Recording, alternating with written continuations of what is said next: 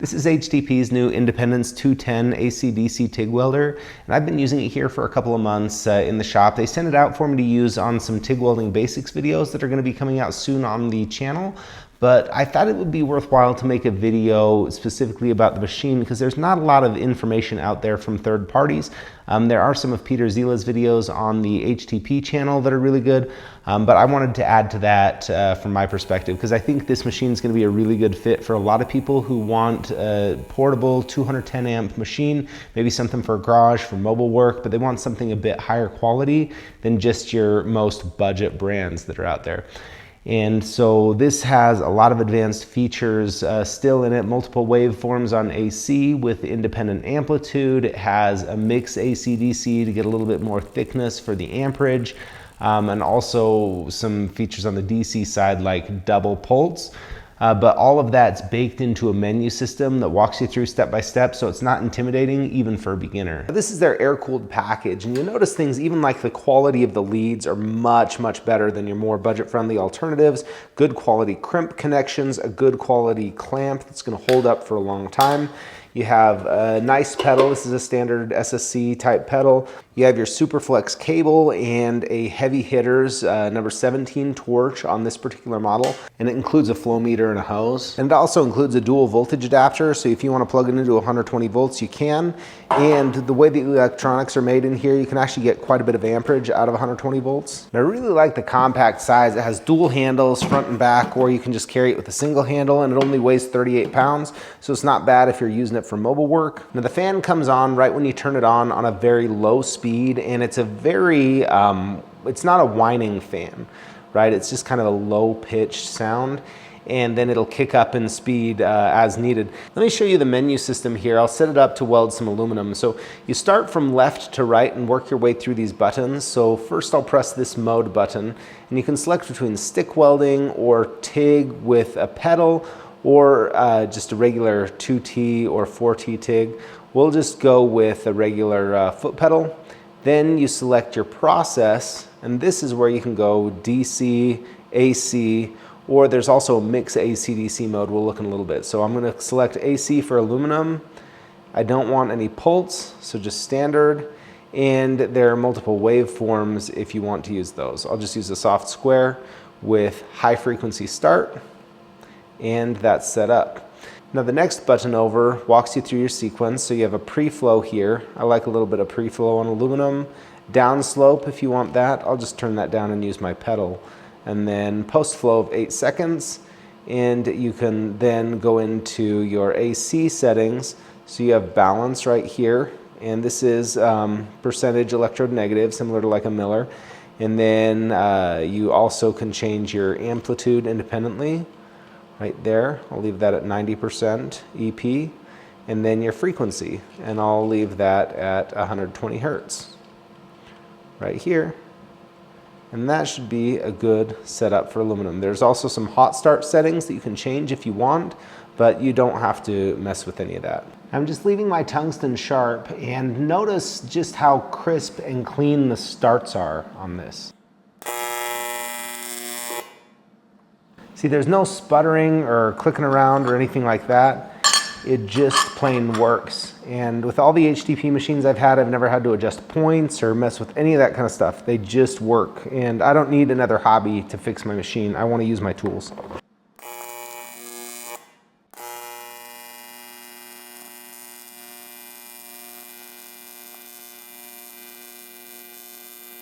The weld itself's not too bad. You know, that depends a lot more on the person and the machine. Anyway, definitely capable. Let's do the same thing with some 1/16 inch that takes a little bit finer control. And that good control makes it easy to create little tiny tacks and things like that.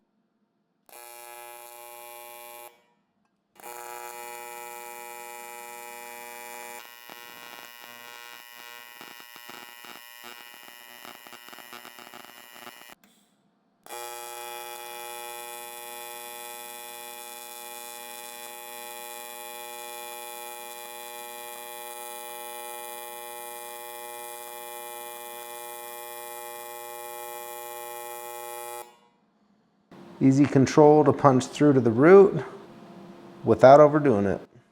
Now let's go ahead and run some 1/4" thick aluminum. If you are going to run 1/4" on the regular, I'd recommend getting a higher amperage machine, but it is nice that you're able to do it with a few tricks that are built in here.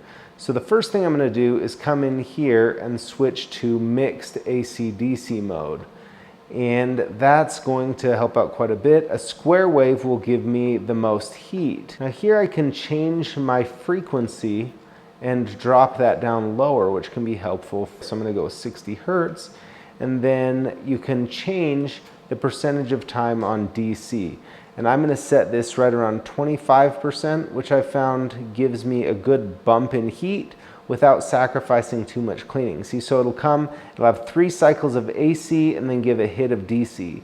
3 cycles of AC, a hit of DC, and that is going to give me a little bit more penetration on this thicker metal. And last but not least, let's crank this thing up to 11.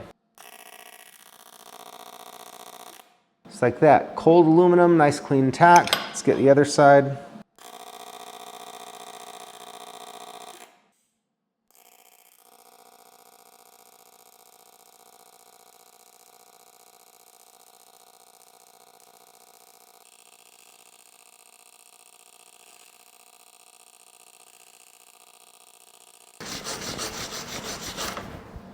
So I'm going to see if I can improve on this a little bit by changing the settings to have a little bit more cleaning. Let's give it a go.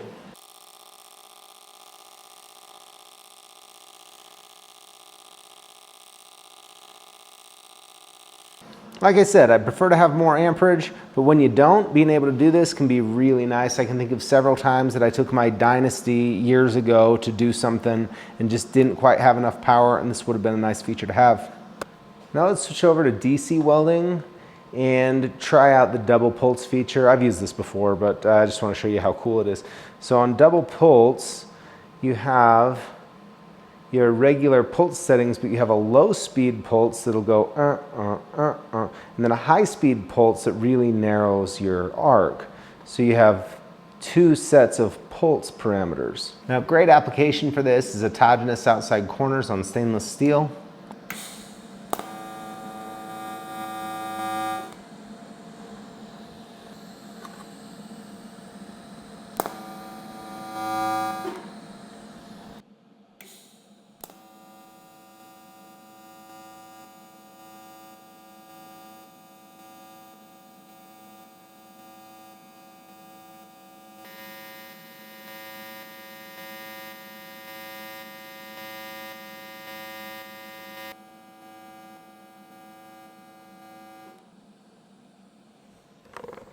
The nice thing here is you can reduce your heat input a lot without having to fly at 1,000,000 miles an hour. So it's a pretty useful feature. I've had that come in handy several times on the 251, and it's pretty cool. It's included here on the 210. Now I'll just run a little straight DC on a lap joint here on some stainless. This will run clear down to 5 amps, buttery smooth, and once again, you know, really good starts.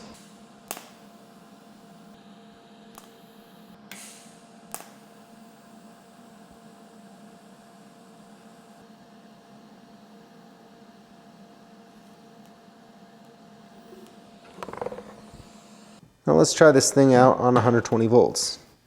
Now because of some of the fancy Italian made guts inside this thing, it can run a little bit higher than a lot of machines on 120 volts, so I can run 130 amps on TIG.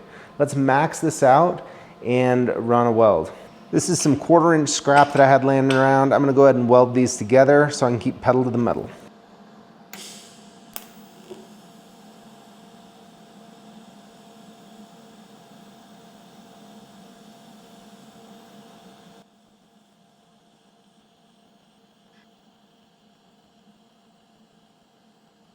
See, I wanted that slow travel speed so I could keep it sustained, pedal to the metal for a while. Now let's go ahead and run some 1/8" thick here.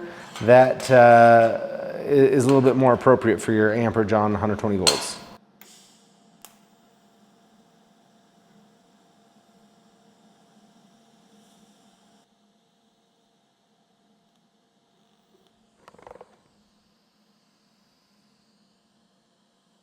Now let's just try some 1/8" thick aluminum on 120 volts.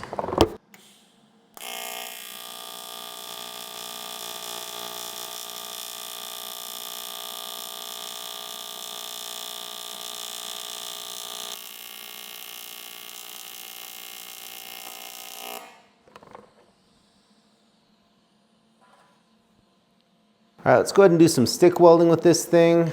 Got it set to the stick mode here. Then right here, you can switch between a manual or easy settings where it'll set everything for you. I'm just gonna go manual. Then there's also pulse or AC stick welding. If you wanna run AC to avoid arc blow, or pulse if you're trying to fill a gap. I'll just run regular standard here today.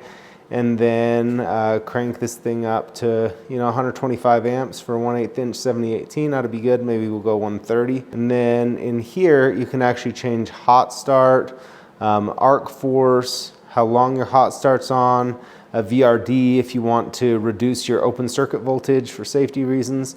You don't have to change any of those, but you can. It's all available for you.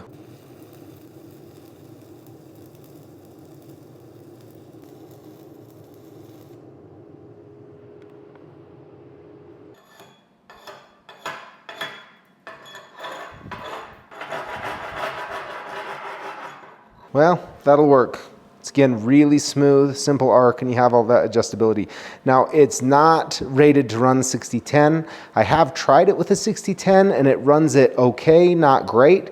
But if that's a deal breaker for you, that's out. But 6013, 6011, 7018, 7014, any of those kind of rods, you're gonna be good to go with this machine. Who doesn't love a peeler?